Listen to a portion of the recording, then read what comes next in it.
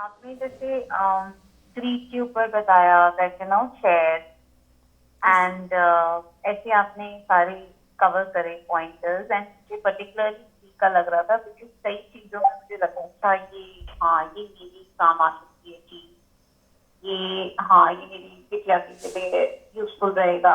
तो मतलब ऐसे करके ना कई बारी we keep things which perhaps अभी हमारी इन द मोमेंट यूजफुल नहीं है, रिक्वायरमेंट नहीं है, पर हम आगे का सोच के रख लेते हैं। और कई बारी ऐसे कोई चीज भी होती है, कोई चाहे वो खाने की चीज हो चाहे वो पहनने की चीज हो, तो मैं बस उसी को उसको और लाइट करना चाह रही थी कि और उसमें आपने जैसे मदद करी, तो मैं बस ये छोटी सी शेयरिंग ये थी कि नहीं, it help, it is a very effective practice जब हम थोड़ा सा पॉज करके सोचते हैं। नमस्कार और सबको हाँ, म्यूट कर लीजिए कुसुम जी। मेरा हाँ। जी नमस्कार। हाँ जी, नमस्कार, म्यूट कर लें।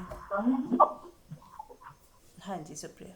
जी, तो तो हाँ मतलब मैं वही नोटिस कर रही थी, इट मीरा जी बड़ा मैजिकल चीज है। और ऐसे ही एक और चीज में मैंने प्रैक्टिकली जो अप्लाई किया कि मैं जैसे अपनी बिटिया को बताती रहती हूँ अभी समय सोने का है, ये समय पढ़ने का है या अब खाना है। तो अब मैंने थोड़ा मतलब भाई मैं बार बार मैं ये भी पूछती हूँ मुझे सीरत मम्मा कितनी बार बताए बच्चा, मम्मा आपको रोज एक ही बात बता रही है। और फिर मैं बोल रही हूँ सुप्रिया पॉज करो, तुम रोज एक ही बात क्यों कर रही हो? तुमने बोल दिया, बच्चा बड़ा हो चुका है, वो समझ चुका है, तुम बोलना बंद करो ना। जैसे आपने एक बार बोला था ना, वो उनको आप बार बार वही बात कर रहे हो, तो तुम भी तो बार बार वही बात कर रहे हो। जब मैंने ये बोला ना कि मैं रोज वही बात बोल रही हूँ, तो मुझे भी लगा कि तू एक्चुअली में सुप्री रोज वही बात कर रही है, बस कर। और राइट। और मैंने बस कर दिया। मैंने कहा अब आपको मतलब रात को अगर आपने जागना है तो मम्मा तो सो रही है, आई मम्मा की क्लोज है, मम्मा के फेस पे मम्मा को कोई नैपकिन रख दो और आप लाइट चलाए रखो, म्यूजिक चलाना है, जो करना है आप करो। और मीरा जी कमाल हो गया, मैं सुबह अपनी क्लासेस करके आई और मेरी बेटिया उठी हुई थी। वाह। और मैं बोल रही हूँ ये क्या हो गया, और मैं सुबह से बोल रही हूँ सीरियस मम्मा की पुरानी बेटी कहाँ चली गई है, मम्मा को बहुत अच्छा लग रहा है, ये तो एंजल आ गई है कोई। और मतलब मैं वही सोच रही थी कि एक्चुअली में चेंज सारा खुद में लाना है। राइट। तो ये दोनों ही प्रैक्टिसेस मुझे बहुत इफेक्टिव लगी। आपने जैसे बताया मैंने किया तो, और मुझे भी लगता है कि हाँ ठीक है, हो सकता है बच्चा 2 दिन करे, 2 दिन बाद फिर ना करे, पर ऐसे ही मैं भी हूँ। मैं 2 दिन हो सकता है शांत रहूं और 2 दिन बाद फिर उसे बोलना शुरू कर दूं कि रब सोने का टाइम है और खाने का टाइम। लेकिन जैसे स्टेप बाय स्टेप मैं खुद पे काम करूंगी, मुझे लगता है वैसे ही स्टेप बाय स्टेप वो भी आत्मा अपने ऊपर काम कर रही राइट। है, वो भी ईश्वर का रूप है। तो everyone is improving, everyone is growing. Thank you so much Meera ji. Thank thank you. Thank you. हाँ जी, देखिए एक चीज़ याद रखें कि जितना हम बच्चों को बने बनाए आंसर्स देते रहेंगे, उन्हें हम बताते रहेंगे कि ऐसे करो ऐसे नहीं करो, तो उनका जो माइंड है ना वो डेवलप नहीं हो पाता। क्योंकि वो खुद तो सोचते ही नहीं, उनको डिसीजन लेने की हमने कभी मौका ही नहीं दिया। उनको डिसीजन पावर जो है उनकी बहुत वीक हो जाती है। जिनके पेरेंट्स पूरा समय उन्हें गाइड करते रहते हैं, ये मत करो, ऐसे मत चलो, ये मत खाओ, ये मत करो। अब आपने क्या किया, उसको एक तरह से हम अपाहिज बना रहे हैं। अपाहिज मतलब इंडिपेंडेंट उनको नहीं बना रहे, हम डिपेंडेंट बना रहे हैं उन्हें। और वो सोचते हैं कि हर चीज़ फिर या तो पूछ के करें या तो वो कंफ्यूज हो जाएंगे। जब भी उन्हें डिसीजन मेकिंग का टाइम आएगा तो वो उनको ऐसे लगेगा कि कोई दूसरा मेरे बिहाफ पे डिसीजन लेना चाहिए, क्योंकि उसने कभी लिया ही नहीं। उसे पका पकाया बना बनाए आंसर्स मिल गए। उनको कोई स्ट्रगल नहीं हुई ज़िंदगी में। उनको माँ ने जैसे बोला ऐसे कर लो तो वो वैसे ही करने लग गया। यदि कोई बच्चा ऐसा है तो और डल हो जाएगा, जो आपका कहना मान के चल रहा है। हमें लगता है कितना श्रवण कुमार बच्चा है, लेकिन जो आपका कहना मान के चल रहा है और आपको कॉपी पेस्ट कर रहा है तो वो कितना डल बच्चा रह जाएगा। हाँ, जो आपको आपकी बात नहीं मान रहा, अपनी मर्जी कर रहा है, वो ज़्यादा स्ट्रांग और ज़्यादा एक्टिव और ज़्यादा इंटेलिजेंट बच्चा है। तो ऐसा मत सोचिए कि आपका कहना मान के ही चले वही अच्छा होता है जो आपको। ऐसा नहीं है, बाद में ऐसे बच्चे बहुत डल निकल जाते हैं। और जो अपने हिसाब से चलना जानते हैं और अपने हिसाब से कुछ करते हैं, आपको खराब लगता ज़रूर है, पर वो बाद में बहुत बढ़िया कोई बिजनेसमैन बन जाएगा, कुछ बन जाएगा, क्योंकि वो अपने डिसीजन खुद ले रहे हैं, चाहे गलत ले रहे हैं चाहे सही ले रहे हैं, पर वो अपनी डिसीजन पावर उनकी जो इतनी स्ट्रांग हो जाती है कि वो फिर अपने लाइफ में बहुत कुछ कर पाते हैं, क्योंकि उनका वो पार्ट बहुत स्ट्रांग है। दूसरे का के इन्फ्लुएंस में नहीं आते, वो आपके इन्फ्लुएंस में भी नहीं आ रहे, हमें बुरा तो लग रहा है, लेकिन वो फिर जल्दी किसी के इन्फ्लुएंस में नहीं आते और अपने हिसाब से चलते हैं और अपना रास्ता बना के खूब आगे निकल जाते हैं। तो इसलिए सब सही है, बहुत बढ़िया है। किसी भी चीज़ के लिए आप सोचो ही मत, क्योंकि ज़िंदगी ऐसा ही नहीं है कि उसने 80% ले आया या 90% कोई बच्चा ले आया तो वहीं से ही वहीं पे ही डिपेंडेंट है ज़िंदगी। ज़िंदगी के बहुत एस्पेक्ट्स हैं। बच्चा वीक है, यदि पढ़ाई में अच्छा नहीं तो किसी और फील्ड में अच्छा हो जाएगा, बिजनेसमैन बन जाएगा, पॉलिटिशियन बन जाएगा, कोई अच्छा प्लेयर बन जाएगा, कुछ भी बन सकता है, म्यूजिशियन बन जाएगा। लेकिन हम सोचते हैं नहीं, पढ़ाई में ही अच्छा होना चाहिए, बस पढ़ना ही चाहिए इसे, और कुछ नहीं करना चाहिए। कोई सिंगिंग में अच्छा चला जा सकता है, कोई अच्छा पेंटर बन सकता है। There are so many fields. आजकल तो कुछ रहा ही नहीं ऐसा कि एक ही फील्ड में ही आगे बढ़ना है। तो पेरेंट्स को भी समझना चाहिए, उस थोड़ा सा उनको विंग्स दो, उड़ें। उड़ेंगे तो ही वो अपनी ज़िंदगी को अच्छे से खूबसूरती से चला पाएंगे। अगर हम उनके विंग्स ही काट देंगे और अपने विंग्स उनको बस अपने हिसाब से चलाने की कोशिश करेंगे, तो वो कब उड़ेंगे, कब उनके पंख स्ट्रांग होंगे। हाँ, बहुत छोटे बच्चे हैं तो उनको करना पड़ेगा 2 4 5 6 साल के, उसके बाद तो धीरे धीरे उन्हें इंडिपेंडेंट बनाइए। बल्कि फॉरेनर्स जो होते हैं, वो आप कभी मिले हों किसी से, तो वो अपने बच्चे को बहुत छोटे से ही खुद ब खुद खाना, जैसे हमारा इंडियंस क्या होते हैं, मदर खिलाती हैं, मुंह में डालती हैं, वो नहीं ऐसा करते, उनको प्लेट में डाल देते हैं, चाहे बच्चा अपने ऊपर गिराए चाहे आधा नीचे गिराए, उस वो जैसे मर्जी खाए, वो अपने खुद ही खाता है बच्चा। अलग सोएगा, अकेला सोएगा, इंडिपेंडेंट शुरू से ही बनाने की कोशिश की जाती है। अपने काम छोटे छोटे खुद ही करेगा। अब यहाँ पे मदर्स कहती हैं अरे मैं ही कर देती हूँ, मेरा लाडला बच्चा ये क्या करेगा। तो वो चीज़ हमारे इंडिया में है कमी थोड़ी सी, कि हम ज़्यादा ही बच्चे को लाड प्यार में बहुत ज़्यादा उनको अटेंशन देते हैं, और ये हमारा एक वो बन गया है, संस्कार बन गया है सबके। जबकि थोड़ा सा इंडिपेंडेंट होने में वो ज़्यादा अच्छा है। हमें भी फ्रीडम मिलती है, जब बच्चा इंडिपेंडेंट है तो हम भी फ्री रहते हैं, और बच्चा भी अच्छा फील करता है, उसकी भी ग्रोथ होती है, राइट। हाँ जी। Any other question? Saloni ji, आप म्यूट कर लें, या कुछ पूछना है तो पूछ सकते हैं। एक मिनट, मेरा अनम्यूट है? हाँ जी। ओके। सबसे नीचे देखें, रेड कलर का जो क्रॉस है, हाँ ठीक है। Any question? मंजू जी, आप कुछ शेयरिंग करना चाहेंगे? बोला है तो कर ही लेती हूँ। श्योर। ये टॉपिक तो जो चल रहा है बच्चों के ऊपर बहुत अच्छा है ही, और एक इसी के रिगार्डिंग है। एक हम जैसे एज के लोगों के लिए है ये, जो कि जो एज में हम लोग आ जाते हैं, वो अपनी हमारी अब ऑलमोस्ट रिस्पॉन्सिबिलिटीज पूरी हो चुकी होती हैं जब बच्चे मैरिड हो जाते हैं और उनके भी बच्चे हो जाते हैं, तो ज्यादा हम लोग फ्री से हो जाते हैं। लेकिन हम क्या है कि अपना हमारा एक ईगो होता है एज की, हम अपना ना घर में प्रभुत्व बना के रखना चाहते हैं, अपनी मलकियत बना के रखना चाहते हैं। और इस एज में भी बच्चे बड़े हो गए हैं, उनको फ्रीडम नहीं देते, उनको कुछ एडवाइस ही देते रहते हैं, कितने भी बड़े। लेकिन पेरेंट्स को हमेशा ये लगता है कि मेरे बच्चे में मेच्योरिटी नहीं है, मेरे बच्चे को समझ नहीं है, मैं अपने एक्सपीरियंस के बिहाफ पे इसे कुछ बता दूं।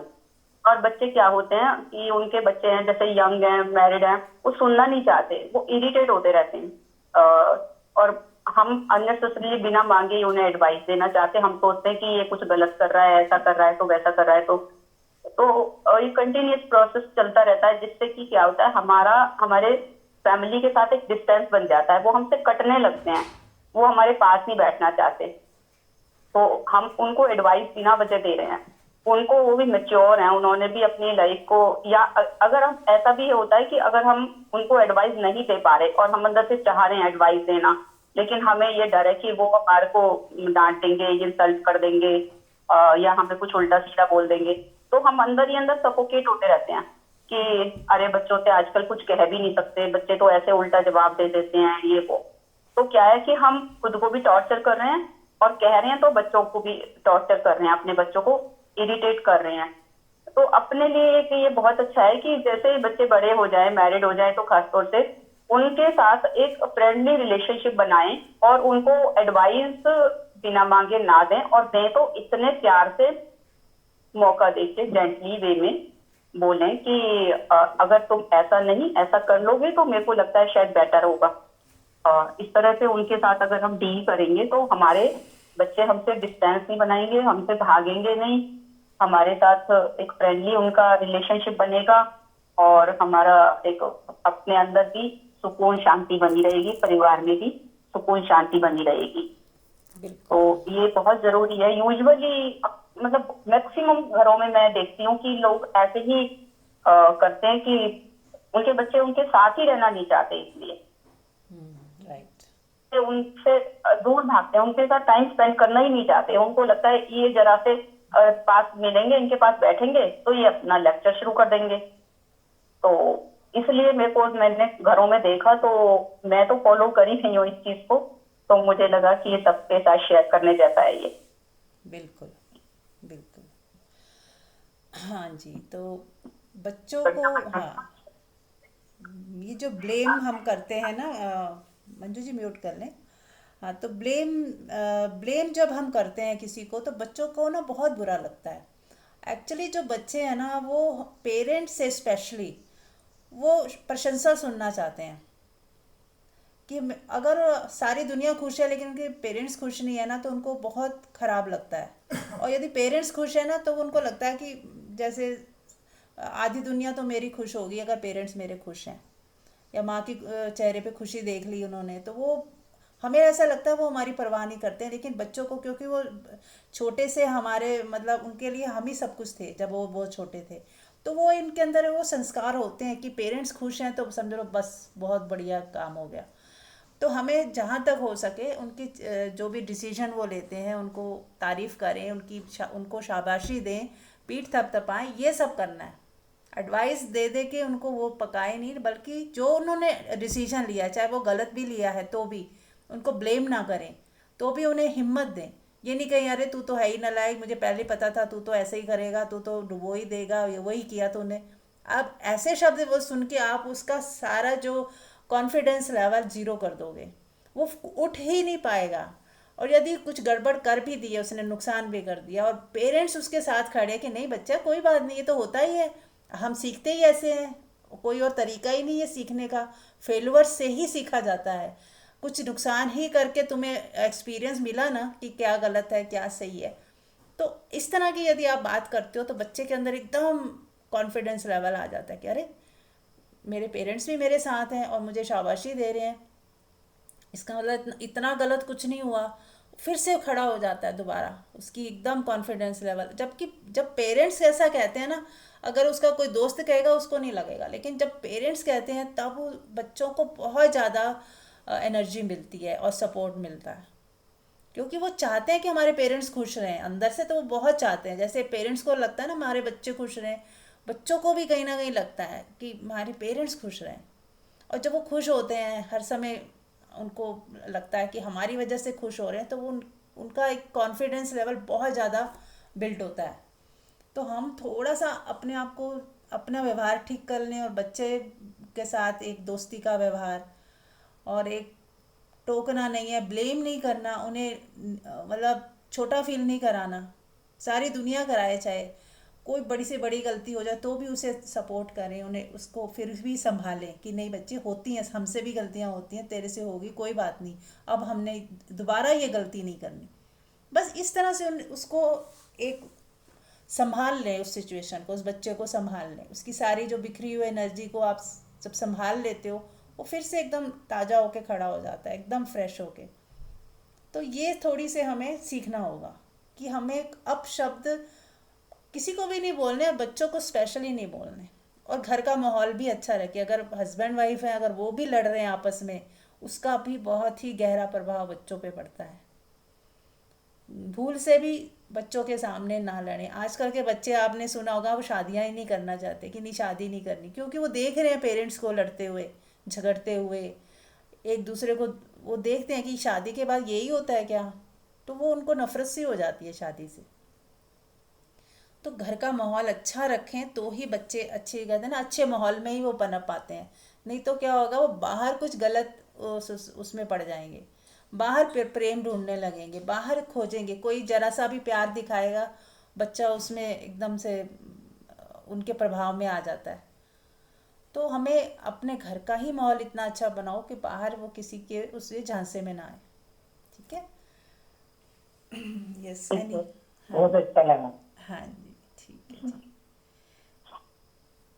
हाँ जी, एनीबडी, कुछ और आप लोग भी शेयर कर सकते हैं, ये तो बिल्कुल जनरल टॉपिक है।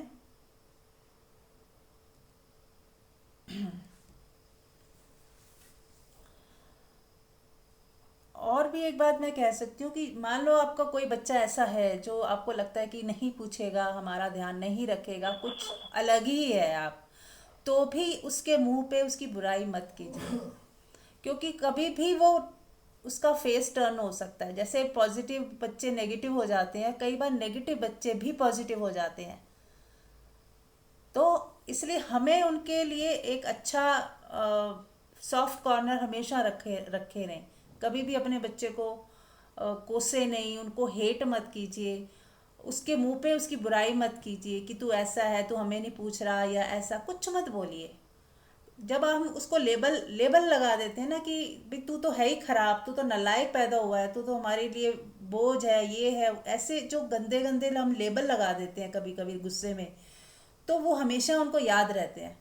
और उसकी वजह से वो आपके साथ अच्छा सोचेंगे ना कि चलो मैं बदल जाता हूँ। अपनी गलती उनको जब रियलाइज़ होती है कि नहीं, मेरा सही नहीं है पेरेंट्स के साथ, फिर उन्हें आपके शब्द याद आते हैं कि अरे आप तो इतना उसे गलत समझते हो, तो फिर उसकी वो हिम्मत जो है टूट जाती है। कहता है, उसको लगता है यार मैं बदल भी गया ना, मेरे पेरेंट्स तो मेरे को गलत ही समझते हैं। तो वो एक जो उसका टर्निंग पॉइंट आने वाला होता भी है, तो कई बार नहीं आता। तो हमेशा अपनी तरफ से एक ऐसा एटमॉस्फेयर बनाएं, ऐसा व्यवहार रखें कि यदि बच्चा कल को बदल जाता है, उसकी सोच बदलती है, तो वो आपके पास तुरंत वापस आ जाए और आप एकदम खुल के उसका स्वागत करो। मतलब उसको हर समय मौका दो कि वो बदल सकता है, वो कभी भी बदल सकता है। और अगर हमारी तरफ से अच्छे वाइब्स जाते रहे, हमारी तरफ से उसको हमेशा ब्लेसिंग्स मिलती रही, हमारी तरफ से अच्छा व्यवहार ही मिलता रहा, तो वो बच्चा कभी भी हमारी तरफ टर्न हो सकता है, उसकी सोच बदल सकती है। और उसको हमेशा ये तो दिखेगा ही कि मेरा व्यवहार कितना गलत है, लेकिन फिर भी मेरे पेरेंट्स हर समय मेरे लिए साथ, कभी गलत और बदतमीज़ी से बात नहीं करते, या मुझे उल्टा सीधा बोलते नहीं, सुनाते नहीं, मुझे गंदा फील नहीं कराते। तो ये चीज़ भी बहुत प्लस है, अगर आप लोग ध्यान रख पाओ तो।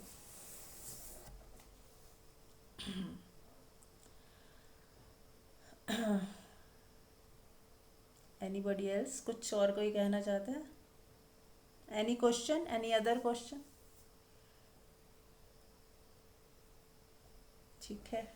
हाँ। मीरा जी, हम बहुत देर आए दुरुस्त आए, हमने बहुत गलतियां की हैं, बच्चों को पालने में बहुत गलतियां की हैं। अब आपकी बात सुनते हैं तो लगता है हम कितने गलत थे, हमने बच्चों को डांटा भी, कभी कभी मारने की भी इच्छा हुई, मार दिया उनको। अब लगता है बहुत बहुत लेट हो गए हैं। पर चलिए, फिर भी अगली कुछ देर नहीं है, कुछ आगे और लोगों के साथ अच्छा रहेंगे, हमारे लिए तो यही बार आपका आशीर्वाद मिल जाए मेरे को बस।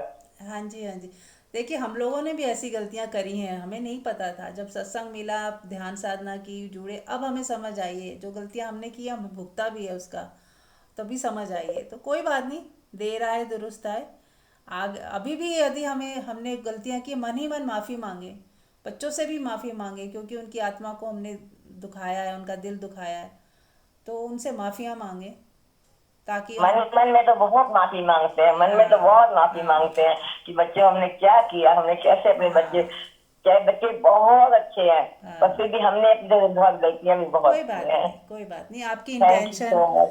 इंटेंशन आपकी गलत नहीं थी, हमारी गलत नहीं होती, हम मारते भी हैं तो उनके भले के लिए मारते हैं, लेकिन वो तरीका सही नहीं है, बस कोई बात नहीं, वो होता है सब, हाँ सबसे गलतियां होती हैं। लेकिन अब आगे के लिए सावधान रहें, और हो सके तो उनके डायरेक्ट माफ़ी भी मांग सकते हैं, बातों बातों में कभी मौका मिले कि नहीं हमने गलत किया, हमें ऐसा नहीं करना चाहिए था, लेकिन समझ नहीं थी हमें, हमारी इंटेंशन गलत नहीं थी लेकिन तरीका ज़रूर गलत था। तो वो चीज़ हर पेरेंट अपने हाँ जी। हर पेरेंट अपने बच्चों के लिए बेस्ट होते हैं, हाँ पर जी। वो समझ समझ की बात हो जाती है, बस। जिसकी ये समझ होती है अपनी तरफ से बेस्ट करना चाहते हैं बच्चों के साथ, पर गलतियां हो जाती है। हाँ। अब तो बच्चे को पढ़ने का तरीका ही अलग हो गया, पहले तो बच्चों को डांटते थे, मारते थे, तो राइट। अब बिल्कुल बच्चे को ऊंचा बोलना ही आजकल अलाउड नहीं है। हाँ तो देखो ना, तो डांटते उनके थे मारते थे, तो बड़े हो गए, ज़्यादातर बच्चे जो हैं अपने पेरेंट्स को अपने साथ रखना नहीं चाहते। वो क्यों है? इसीलिए ये बचपन में जो डांटा मारा है ना, उसी का नतीजा आ जाता है कि, और वो एक आदत भी बन गई है टोकने की, हर समय इंटरफेयर करने की। इसीलिए बच्चे जो हैं थोड़ा सा दूरी बना के रखना चाहते हैं। यदि आप किसी के भी घर में रह रहे हो, बच्चों के साथ रह रहे हो, यदि बच्चे बड़े हैं, तो आप अगर इंटरफेरेंस नहीं कर रहे हो, उनकी लाइफ बिल्कुल स्मूथ चल रही है, तो वो उनको कोई प्रॉब्लम नहीं होती, बल्कि अच्छा लगता है उन्हें। और जब किसी किसी को लगता है कि यार ये हर समय हमारी लाइफ में इंटरफेयर कर रहे हैं, बहू आ गई, अब उसको भी लगता है कि सास ससुर की वजह से हम खुल के जी नहीं पा रहे, तो वो सफोकेटेड फील करते हैं। तो ये चीज़ ना हो तो कोई भी पेरेंट्स में, बहू भी बहुत प्यार करेगी, बेटी की तरह आपको सब कुछ करेगी। बस एक चीज़ ध्यान रखें, इंटरफेयर ना करें। हर व्यक्ति अलग है, यूनिक है, हमारे हिसाब से नहीं चलने वाला है, और कह के बुरा ही बनना होता है। और यदि वो हमारे हिसाब से और चलेगा भी तो मन में गालियां देगा हमें, तो वो मत करें ये सब, है ना। बहुत अच्छा, बहुत अच्छा, बहुत अच्छा। हाँ जी। ठीक है। हेलो। हाँ मंजू। हाँ। अ, एक प्रश्न आता है सबके दिमाग में कि हम किसी के साथ बुरा नहीं करना चाहते, ना हम बुरा कर रहे हैं अपनी समझ से, लेकिन फिर भी हमारे जीवन में दुख क्यों आ रहे हैं? ज्यादातर लोगों के अंदर ये प्रश्न जरूर होता है कि हमारे जीवन में दुख क्यों आ रहे हैं। अब दुख आने का कारण क्या होता है कि हर व्यक्ति अपने आप अपनी समझ से काम करता है, और उसके अंदर 3 गुण होते हैं जिनके आधार पे उसका बिहेवियर बनता है, उसका उसके संस्कार होते हैं। जैसे तमोगुण, सतोगुण और रजोगुण। तो अ, ये भी तमोगुण, सतोगुण, रजोगुण जो भी हैं, ये तीनों गुण हैं। इनका भी पीछे बेस क्या होता है कि हमारे अंदर ये 3 जो गुण हैं वो बनते हैं हमारे हमारे जिस माहौल में हम रह रहे होते हैं, जिस परिवार में रह रहे होते हैं, जिनके संग साथ हम रह रहे होते हैं। अपना फ्रेंड सर्कल होता है, जिस तरह का फ्रेंड सर्कल होता है, जिस तरह के हमारे पेरेंट्स से या उनको अपने पेरेंट्स से संस्कार मिले होते हैं, तो सबकी अपनी अपनी ग्रास्पिंग होती है। अ, कई बच्चे ऐसे होते हैं कि परिवार में सारे लोग ही अच्छे नहीं होते, फिर भी एक बच्चा बिल्कुल अलग निकल जाता है। कहते हैं कि इनके परिवार में एक भी बंदा सही नहीं है, लेकिन ये लड़का कितना अच्छा है, इसके अंदर कितने अच्छे गुण हैं, संस्कारी है। जैसे एक एग्जाम्पल है तो कि उसमें लंका में रावण की नगरी में विभीषण अलग था, जो कि भक्त था राम का, और राम के साथ ही उसने मित्रता की। उनके साथ नहीं की, जितने भी भाई बंधु थे उनके अगेंस्ट था, क्योंकि उसके अंदर कोई ऐसा सतोगुण था जिसकी वजह से वो नेचुरली राम की तरफ आकर्षित हो गया। तो ऐसे ही परिवार में चाहे बाकी सारे लोग कैसे भी हों, लेकिन कभी कभी कोई अलग निकल जाता है, या उल्टा भी होता है कि परिवार में सारे लोग बहुत अच्छे होते हैं और एक ही पर्सन उस परिवार का अलग तरह का निकल जाता है। तो उसमें क्या है कि वो तमोगुण प्रधान है, उसके पूर्व जन्मों में कुछ उसके संस्कार इस तरह से रहे होंगे, जिस भी परिवार से वो आया है, तो उसका वहां का जो लालन पालन रहा है, जो उसके ऊपर छाप पड़ी है, जो भी उसके ऊपर प्रिंट्स पड़े हुए हैं, तो वो तमोगुणी हो सकते हैं। तो हम परेशान होते रहते हैं कि हम तो इसके साथ अच्छा ही कर रहे हैं, लेकिन हमें अच्छा रिजल्ट नहीं मिल रहा। ये बार बार हमारे अंदर आता है, और फिर हम परेशान होके उसके साथ ऐसा बिहेव करने लग जाते हैं कि ये नालायक है, ये ऐसा है, वैसा है, ये कुछ हमारी सुनता नहीं है। तो ऐसे अपने परिवार में अगर हमारे कोई भी ऐसा सदस्य हो, तो उसके अंदर हम ये सोचें कि इसके अंदर अपने तरह का ये गुण लेके पैदा हुआ है, सर्वराग या तमस जो भी है, तो हम इससे दूरी ना बनाएं, इसको तिरस्कार ना करें, इसका अपमान ना करें, इससे नफरत ना करें, इसके प्रति जजमेंटल ना हो, क्रिटिकल ना हो, बल्कि इसके प्रति हम बहुत करुणापूर्ण हो, प्रेमपूर्ण हो। इसको ज्यादा प्रेम की जरूरत है, इसको ज्यादा से ज्यादा प्रेम दें। और परमात्मा के लिए जैसे कहते हैं हम लोग, भगवान से कहते हैं कि भगवान मैंने तो किसी को दुख नहीं दिया, मुझे क्यों दुख मिल रहा है। ऐसा कभी होता नहीं, हम भूल जाते हैं। या हम जैसे अभी ये बोल रही थी कि हमने अपने बच्चों के साथ ऐसा किया, हम सभी ने किया क्योंकि हमारे को नहीं पता था, अज्ञानता वशम करते। और परमात्मा एक तरह से, परमात्मा का दूसरा नाम जो मेरे समझ में आता है, एक नियम है वो। जैसे गुरुत्वाकर्षण का नियम होता है, ग्रेविटेशनल फोर्स होती है, यदि हम सीधे टेढ़े मेढ़े चलेंगे तो हम गिर ही जाएंगे नीचे। और ये कि हम चल तो उल्टे सीधे तरह से रहे हैं, टेढ़े मेढ़े चल रहे हैं, हम पेड़ पे से कूद रहे हैं और भगवान से हम कहें कि भगवान मेरे चोट क्यों लग गई। तो ये तो एक गुरुत्वाकर्षण का नियम था जिसकी वजह से वो नीचे ही गिरना था, तो उसको चोट लगनी ही थी। तो परमात्मा भी एक नियम है, ये नहीं है कि तुम अगर हमारे कर्म उचित नहीं है और हमारे अंदर अज्ञानता भरी हुई है और हम ये चाहें कि हमें मिले सुख, दुख मिलता ही तब है हमें जब हमने दुख दिया होता है। और दुख हमने क्यों दिया होता है, हमारे अंदर अज्ञानता है, हमें पता नहीं है कि ये प्रकृति अपने नियम से चलती है, उसमें कोई भी व्यक्ति ना गलत होता ना सही होता, ना अच्छा होता ना बुरा होता।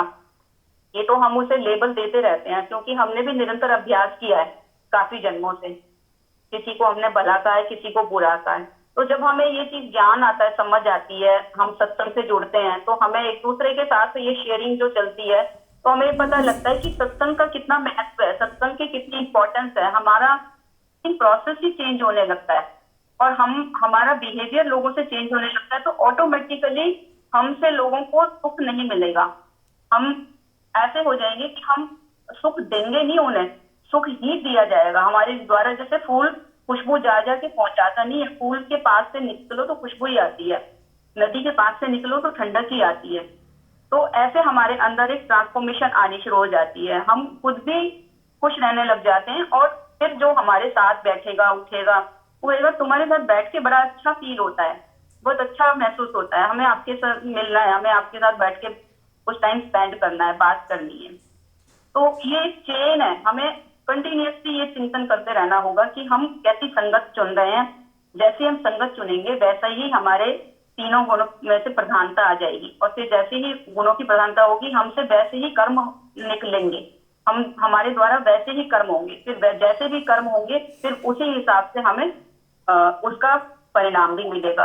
अच्छे कर्म का सभी को पता है कि अच्छे कर्म का परिणाम अच्छा मिलता है, बुरे कर्म का परिणाम बुरा मिलता है। हम तो अपनी समझ से सोचते हैं कि हम अच्छा ही कर रहे हैं, लेकिन बहुत कुछ अननोइंगली हम बहुत कुछ हमारे को बहुत टाइम से सत्संग नहीं मिले, हम परमात्मा से जुड़े नहीं हैं, तो ये सब गलतियां हम भी कर रहे हैं।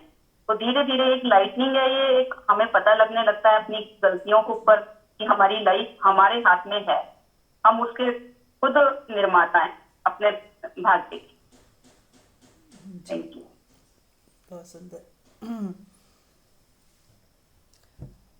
ठीक है, तो देखिए बात सारी घूम फिर के वही आती है कि यदि हम सही हो जाएं, खुद पे ही काम करना है हमें। अभी दूसरों के बारे में मत सोचिए, कैसे अभी हमने बात कर ही ली, रिलेशनशिप कैसे करना है, दूसरों से व्यवहार कैसे करना है।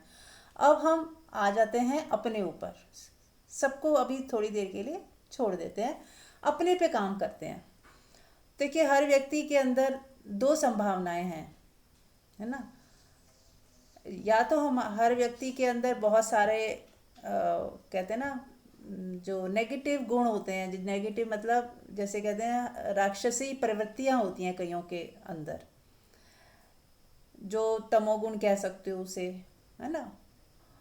और रजोगुण भी थोड़ा बहुत होता है जिसमें लालच होता है बहुत ज़्यादा, क्रोध होता है, वो भी रजोगुण है। वो तमोगुण रजोगुण में ही जीता है। और फिर धीरे धीरे जब वो उसका तमोगुण से रजोगुण और फिर रजो और सतो में आने लगते हैं जब हम, तो हमारे दैविक गुण आने लगते हैं हमारे भीतर। तो यदि हम कह दें कि ये काम क्रोध लोभ मोह ईर्ष्या द्वेष ये सारे क्या है, तमोगुण प्रधान गुण है हमारे। और जो सतोगुण क्या है? प्रेम, करुणा, दया, सबको सबके लिए मंगल भावना, कल्याण की भावना, सेवा की भावना, प्रेम की भावना, सद्भावना, मित्रता रखना, मैत्रीपूर्ण रहना। तो ये सारी जो चीज़ें हैं दैविक गुण हैं हमारे। तो अब हम खुद ही अपने भीतर देखें कि हमारे अंदर कौन सी चीज़ ज़्यादा है, दैविक गुण ज़्यादा है या राक्षसी प्रवृत्तियाँ ज़्यादा हैं। तो अगर हमारे अंदर वो दूसरी ज़्यादा है, जैसे क्रिश्चियंस लोग उसको डेविल भी बोलते हैं, हमारे अंदर एक डेविल भी होता है और गॉड भी होता है, ऐसे बोलते हैं। डेविल मतलब वही कि हमारे अंदर क्रोध है, नफरत है, ईर्ष्या है, द्वेष है, तो ये सब डेविल गुण हैं। तो डेविल गुण हमारे अंदर हैं, तो हमें उसको किस में कन्वर्ट करने हैं? उसमें दैविक गुणों में। दैविक गुण क्या हो गए? प्रेम, करुणा, दया, ज़्यादा से ज़्यादा सबसे सद्भावना रखना, माफ़ कर देना, लेट गो कर देना, अच्छा ही बोलना, मधुर बोलना, सबके लिए कल्याण की ही बात करना, कल्याण मित्र हो जाए। जैसे कल ओशो का भेजा था मंजू जी ने, बड़ा अच्छा भेजा था कि कल्याण मित्र होना है सबके लिए, कि हमें बस दूसरों के साथ क्या ज़्यादा व्यवहार रखना नहीं है कि ये मेरे कल को काम आएंगे या यही मेरा बुढ़ापे का सहारा बनेंगे, इस भावना से नहीं। हमें जुड़ना है तो कल्याण मित्र होके, यानी कि मेरा दूसरे के प्रति ऐसी भावना हो कि मेरे किसी का भला कर दूं, भला हो जाए मेरे से तो अच्छी बात है, ना हो तो मुझे कोई कामना नहीं है, एक्सपेक्टेशन नहीं है। तो यदि हम एक्सपेक्टेशन रख के अगर हम रिलेशन बना रहे हैं कि मुझे कुछ मिल जाएगा, तो हम गलत दिशा में बढ़ गए, क्योंकि इसका तो एंड क्या होगा? दुख, परेशानी, फ्रस्ट्रेशन। क्योंकि हम चाह रहे हैं कि मिल जाए, और यदि नहीं मिलता है तो क्या होता है? वही लड़ाई झगड़े, संबंधों में तनाव। तो कोई भी रिलेशन हो, चाहे वो मित्रता का हो या अगर हमें उससे कुछ चाहिए तो फिर वो खराब होगा ही होगा। उससे हमें कुछ नहीं चाहिए, लेकिन यदि मैं किसी के काम आ सकूं, वही भावना बस रखनी है। और अपने अंदर कौन से गुण लाने हैं? शांति, धैर्य, प्रेम, करुणा, दया, क्षमा। सबसे बड़ा गुण लाइए क्षमा और धैर्य। दो चीज़ें बहुत इंपॉर्टेंट है। धैर्य यानी पेशेंस, जल्दबाजी और एकदम से घबरा जाना, एकदम से कुछ भी बोल देना, बिना सोचे समझे पैनिक में आ जाना। शांति और धैर्य रखना है हर वक्त, ये प्रैक्टिस कीजिए। एक संकल्प लीजिए कि मुझे हर वक्त शांत रहना है, मुझे हर वक्त धैर्यपूर्ण रहना है। जब जब समय आएगा, सही समय पे सही चीज़ें होती रहती हैं।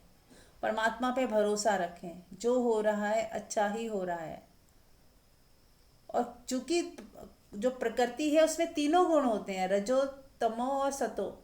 तो हमें ऐसा नहीं सोचना कि हर वक्त सतो गुण वाले लोग ही हमसे टकराएंगे। तो कभी रजोगुण वाले लोग टकराते हैं, कभी तमोगुण वाले लोग भी होते हैं हमारे आसपास। तो क्योंकि प्रकृति बनी ही इस तरह से है, ऐसे हमारे अंदर भी तीनों चीज़ें होती हैं। तो केवल सतोगुण हो जाए ऐसा नहीं है, हमारे अंदर भी कभी रजो होगा, कभी तमो भी होगा, कभी गुस्सा आ भी जाएगा, पर वो धीरे धीरे कम होना चाहिए। पहले 100% था तो 80 हो जाए, 80 था तो 60 हो जाए, फिर 40 और 20 और 10, ऐसे थोड़ा बहुत रहता ही है हर वक्त, ताकि वो सही समय पे, कई बार अपने डिफेंस के लिए भी हमें यूज़ करना होता है गुस्सा, है ना। तो इसका मतलब ये नहीं कि कोई एनलाइटेंड हो गया तो वो गुस्सा कर नहीं सकता, कर सकता है, लेकिन वो करता नहीं है। 99% नहीं करता।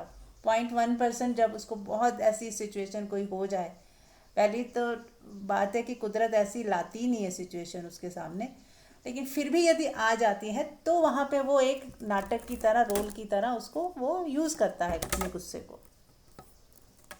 लेकिन उसकी इंटेंशन हमेशा ही अच्छी रहती है, सर्व के कल्याण के लिए, सबका भला हो, वो इंटेंशन रहती है।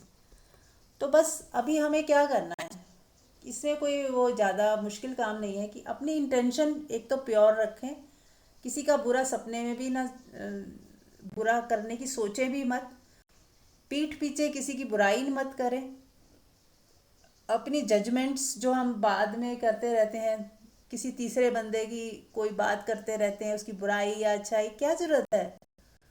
जहाँ हैं जैसे हैं वहीं की बात करें।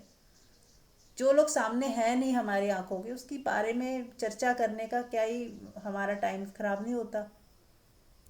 और हमारी जो हम जो भी बात कर रहे हैं वो सारी हम हमें लगता है वो सुन नहीं रहा, उसकी हमारी सारी वाइब्रेशन उसके तक पहुंच रही होती हैं। और वो जाने अनजाने इंट्यूटिवली उसको पता लगता है कि ये लोग मुझे पसंद नहीं करते। अंदर से जब आप मिलोगे उनसे, अगर आपने उसकी बुराइयां करी होंगी तो वो उसको पता नहीं कैसे पता चल जाता है कि ये लोग मेरे लिए सही नहीं है। तो इसलिए हमें ऐसा मत सोचिए कि किसी को पता नहीं चल रहा है या किसी को दिखाई नहीं दे रहा, हम कुछ भी करते रहें, कुछ भी बोलते रहें। पूरा अस्तित्व देख रहा है, सुन रहा है और समझ रहा है, और आपकी सारी चीज़ें ट्रांसफॉर्म हो रही हैं, मतलब जा रही हैं उसके पास। इसीलिए तो कर्मों का हिसाब होता है। यदि ऐसा हमारा कुछ बिगड़ ही नहीं रहा हो, ना हमारा ना किसी का, तो कर्मों का हिसाब होना ही नहीं फिर तो। हर चीज़, हर इम्प्रेशन, जो भी आप बोल रहे हो और सोच रहे हो, उसका आप पे सबसे ज़्यादा असर आएगा। मान लो आपने किसी की बुराई की, उसके पास भी 10-20% पहुँचेगी, पर आपको वो 80% आपको ही अफेक्ट करेगी। आपका ही जो आपके अंदर ही छाप पड़ जाएगी कि आप जो है बुरे इंसान है, बुराई करते हो। तो उसका आपको कर्म फल भोगना पड़ेगा। आपकी भी लोग बुराई करेंगे कहीं ना कहीं, कभी ना कभी। आपसे भी कुछ ऐसे काम करवाए जाएंगे आपको सिखाने के लिए, और लोग आपकी बुराइयां करेंगे, ताकि आप सीख पाओ लेसन कि किसी की बुराई नहीं करनी चाहिए, करुणा से देखना चाहिए। अगर कोई गलत भी है तो भी उसे करुणा और प्रेम की दृष्टि से ही देखें, और उसको अपने अपने परिवार का हिस्सा ही माने। जैसे हमने कल बात की थी कि वसुदेव कुटुंब, यानी कि हर व्यक्ति मेरे परिवार का ही सदस्य है। तो मैं किसी की बुराई कर रही हूँ, मैं अपनी ही कर रही हूँ, मेरे ही परिवार का ही हिस्सा है वो भी, चाहे वो जैसा भी है। कुदरत ने देखिए कैक्टस के पौधे भी बनाए हैं, फूल भी बनाए हैं, सब्जियां भी उगाई हैं, घास भी होती है, बड़े बड़े वृक्ष भी होते हैं, झाड़ियाँ भी होती हैं। तो ये एक कितनी सारी विविधताएं हैं, अलग अलग तरह के कुदरत ने पेड़ पौधे। तो किसी का किसी के साथ कंपैरिजन नहीं है। हम किसी की निंदा नहीं कर सकते कि गुलाब का फूल बहुत सुंदर है तो कैक्टस खराब है। म्यूट कर लें, संध्या जी म्यूट कर लें। तो हम किसी से, जैसे पेड़ पौधों का कोई कंपैरिजन नहीं है, या घास को आप ऐसे नहीं कह सकते इतनी छोटी छोटी होती है तो आप उसकी निंदा नहीं कर सकते, उसको नीचा नहीं दिखा सकते। घास की एक अपनी उपयोगिता है, उसकी अपनी सुंदरता है। जब आप मखमली घास पे चलते हो कितना अच्छा लगता है पैरों को, कितना सुकून देती है घास। अगर पार्कों में से, सारे पार्क्स में से घास को हटा दिया जाए तो कैसा लगेगा? आपका गार्डन सुंदर ही तभी लगता है जब घास उगी होती है। तो हर चीज़ की एक अपनी अहमियत है, ऐसे ही हर व्यक्ति का भी अपना अपना रोल है। अगर तमोगुण की ज़रूरत होती ही नहीं तो वो कुदरत बनाती ही नहीं। तामसिक लोगों की भी अपनी एक वैल्यू है, उनकी भी अपनी एक जगह है, उनका भी कोई ज़रूरी रोल है। और कभी हम भी बहुत तमस में रहे होंगे, फिर आगे हम रजों में आए होंगे, फिर रजों से अब सतों में आए हैं, या सतों से भी पार छलांग लगती है। तो ये सारी सीढ़ियाँ हैं। जैसे क्लास 4 होता है, क्लास 5 में जाता है बच्चा, फिर क्लास 10th में जाता है, फिर ग्रेजुएशन करता है। ऐसे ही ये सब क्लासेस कह सकते हैं आप। तो क्या छोटी क्लास के बच्चे को हम क्या गलत सोचते हैं कि ये बहुत छोटा है, हीन भावना से भरना चाहिए क्या उसे? कह रहे तू तो बहुत छोटी क्लास में पढ़ता है।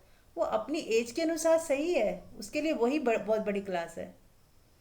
ऐसे ही हर व्यक्ति चाहे जैसा भी है, उस अभी उसकी जो मेच्योरिटी लेवल है उसके हिसाब से वो सही है। अब धीरे धीरे वो भी ग्रो करेगा ही। हम भी ऐसे कई जन्मों में ग्रो करते करते आज यहाँ पे आए हैं। तो बस ऐसे ही देखें, जब भी किसी को देखें कि अभी ये थोड़ा पीछे की क्लास में है या कोई आगे की क्लास में है, इससे क्या फ़र्क पड़ता है? सभी ग्रो हो रहे हैं और सभी ग्रो हो ही जाएंगे, एक दिन पूरे परमात्मा हो जाएंगे।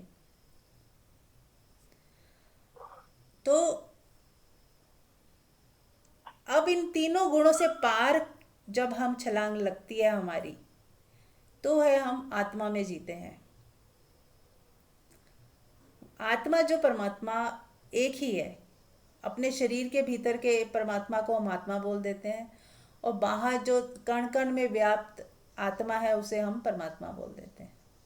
यानी आप ही भीतर भी हो, बाहर भी हो, सब जगह आप ही आप व्याप्त हो। आप इतने छोटे से एक छोटी सी इकाई नहीं हो, एक व्यक्ति नहीं हो। आप केवल एक व्यक्ति नहीं हो, आप समष्टि हो।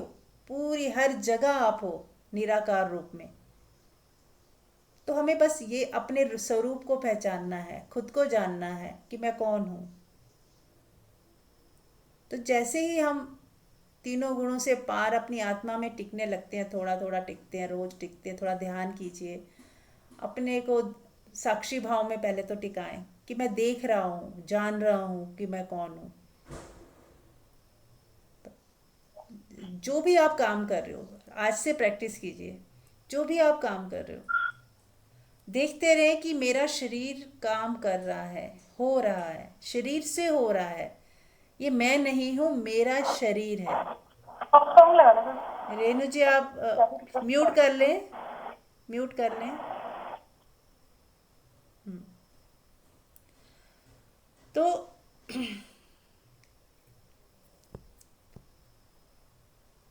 जो भी काम करते समय एक बोध रखें, अवेयरनेस रखें कि मेरा शरीर काम कर रहा है, मेरा शरीर लेटा है, मेरा शरीर खाना खा रहा है, बॉडी में भूख लगी है, मुझ में नहीं।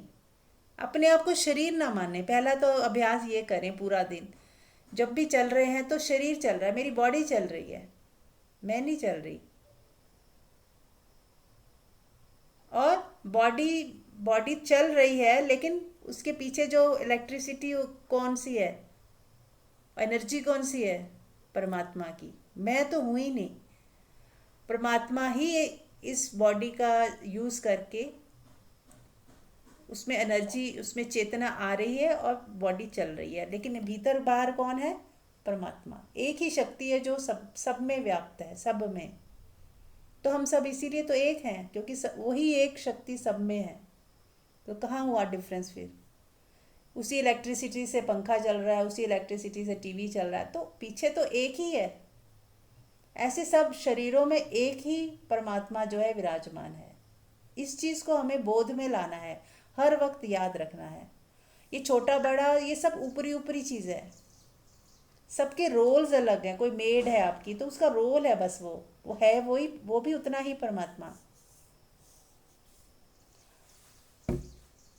तो किसी को भी छोटा बड़ा अगर कह भी रहे हैं तो जानिए कि ये सिर्फ बाहर बाहर से व्यवहारिक सत्य है।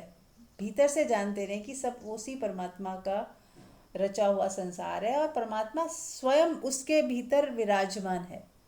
ऐसा नहीं है कि वो सृष्टि को बना के कहीं और बैठा हुआ है, सृष्टि में ही रमा हुआ है। जैसे नृत्य करता हुआ एक व्यक्ति है, वो उसका डांस और नृत्यकार एक ही है। ऐसे ही ये सृष्टि और सृष्टा इसमें एक ही है, दोनों इसी में ही रमे हुए हैं। जो दिखाई दे रहा है और जो नहीं दिखाई दे रहा, वो दोनों मिलके ही सृष्टि चल रही है। जो नहीं दिखाई दे रहा उसको कह लो परमात्मा है। वो दिखाई नहीं देता, उसका कोई आकार नहीं है, इसीलिए सभी आकार उसके हो सकते हैं। क्योंकि जिसका कोई आकार नहीं है वो सभी आकार ले सकता है ना। जैसे पानी है, उसका कोई आकार नहीं है, आप कप में डालो तो कप की शेप का हो गया, गिलास में डालो गिलास की शेप का हो गया, चम्मच में डालो चम्मच की शेप का हो गया। ऐसे ही जब वही एक ही परमात्मा जानवरों में भी वो समा सकता है, क्योंकि वो आकार उसका खुद का आकार नहीं है, वो कोई भी आकार ले सकता है, शेप ले सकता है। जानवर हो, कीट पतंगे हो, पेड़ पौधे हो, पत्थर हो, इंसान हो, देवी देवता हो, वो सभी आकार उसी के हैं। वही एक रमा हुआ है।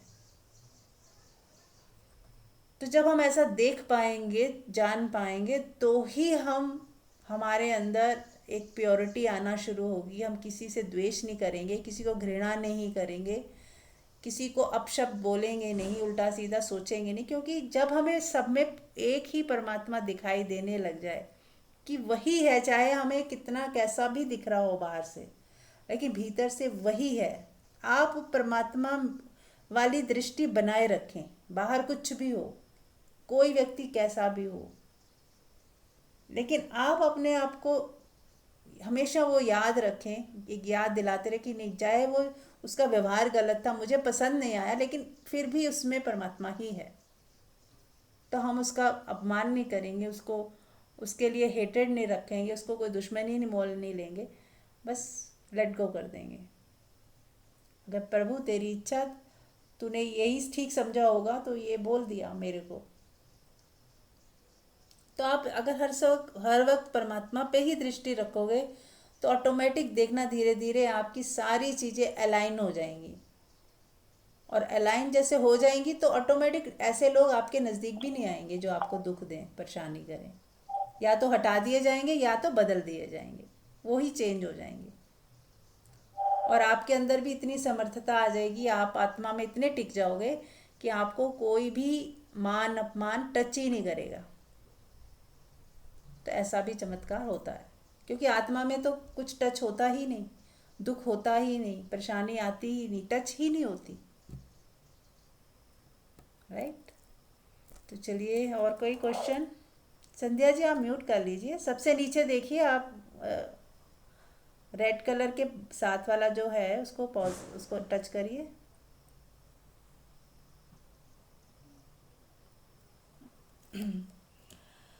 ठीक है, तो ध्यान करते हैं, सब लोग आंख बंद कर लें।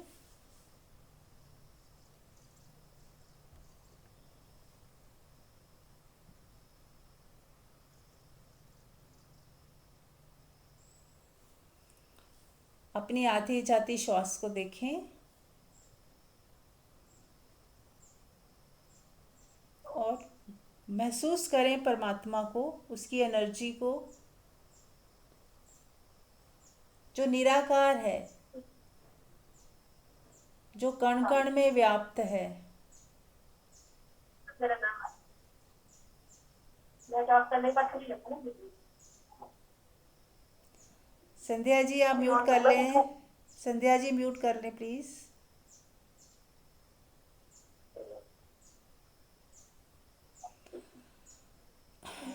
वीनू जी म्यूट कर लें।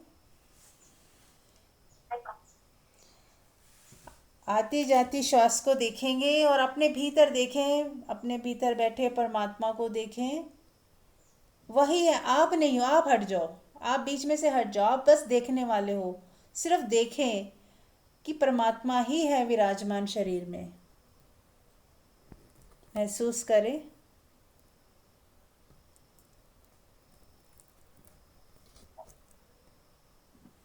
महसूस करें। आप ऐसा ना सोचो कि मैं संगीता हूँ या मैं सुप्रिया हूँ, ऐसा मत सोचें। आप सोचें कि परमात्मा ही है, मैं नहीं हूँ, मैं हूँ ही नहीं, परमात्मा ही है आपके भीतर। और उस परमात्मा को ही व्यवहारिकता के लिए मैं बोल दिया जाता है, मैं, लैंग्वेज की वजह से। तो अब सारी लैंग्वेजेस हटा दीजिए, सारी लैंग्वेजेस हटा दीजिए और केवल अपने होने को देखें। और देखें, जो भी आपको समझ आ रहा है वो सब परमात्मा ही है, जो महसूस हो रहा है वो परमात्मा ही है।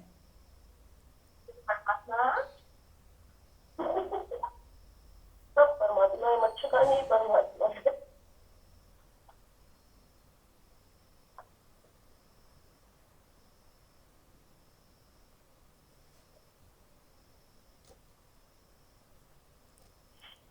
परमात्मा ही परमात्मा, और कुछ है ही नहीं। मोबाइल फोन से टाइम कर दो। हाँ, परमात्मा।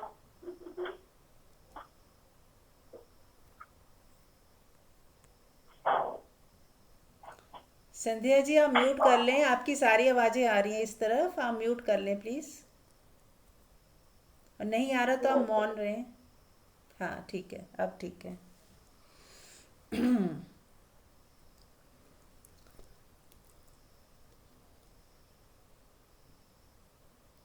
और अब आप जो भी महसूस करें उसे कुछ शब्द यूज़ ना करें, परमात्मा शब्द भी हटा दें।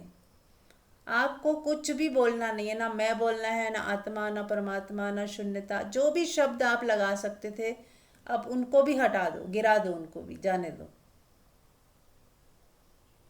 अब एकदम चुप होके, मौन होके बस देखते रहें, जानते रहें और ठहर जाएं, रुक जाएं, शांत हो जाएं। ठहरे रहें, रुके रहें, शांत रहें, मौन रहें।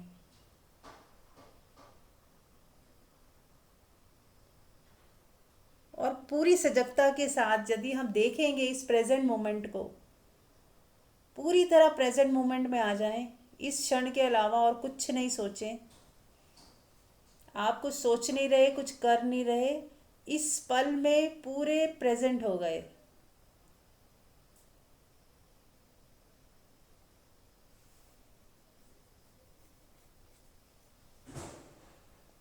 मौन हो जाएं, बिल्कुल चुप होके। अगर आप चुप हो जाएंगे और देखेंगे, केवल देखना, तो जो भी दिखाई दे रहा है इस वक्त, जो महसूस हो रहा है, शून्यता, खालीपन, एहसास, जो भी हो रहा है वो सब परमात्मा ही है।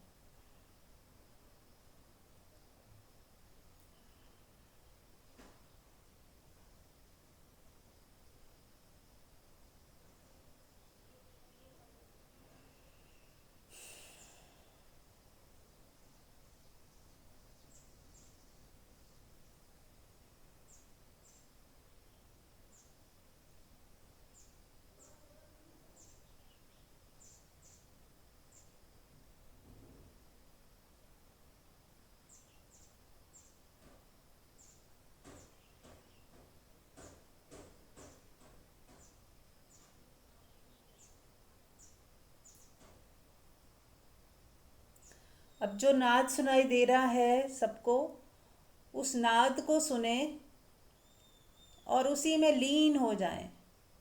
नाद को सुनते सुनते उसी में लीन हो जाएं। अपने मन को विसर्जित कर दें नाद के संगीत में। ये जो साइलेंस की आवाज़ है, इसको सुनना शुरू करें और सुनते सुनते खो जाएं। मन को खो जाने दें, लेकिन आपकी सजगता बनी रहे। Thank you so much. कल मिलते हैं। Thank you. और बने रहे इसी अवस्था में 10-15 मिनट। Thank you.